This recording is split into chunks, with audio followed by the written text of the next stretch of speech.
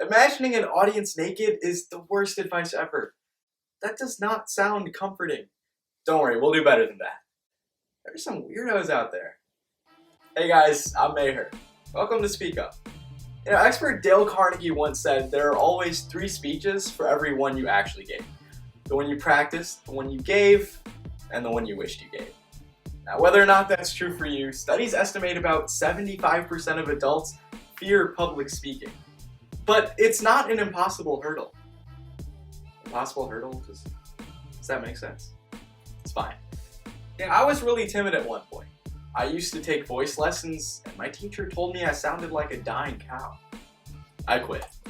But all this, what we'll be going through, it was my journey too. From the lessons, the ideas, the coaching. And everyone's got a ways to go, but I sure hope I still don't sound like a dying cow. Point is, getting better at speaking is not about talent, it's about reframing the way you think about it. It's a skill that can be acquired through practice and guidance and hard work. So we'll go through those plethora of tips, tricks, and exercises and improve together. So let me break it down this way.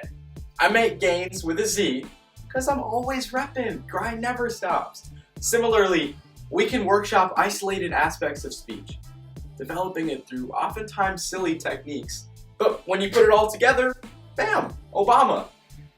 At SpeakUp, we're going to break down each component of speech, from volume to pace to clarity, etc., etc. And we'll start by discussing how we use those skills when speaking, the do's, the don'ts, how to improve on common mistakes.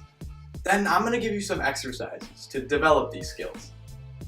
Play around, experiment. You'll find your voice.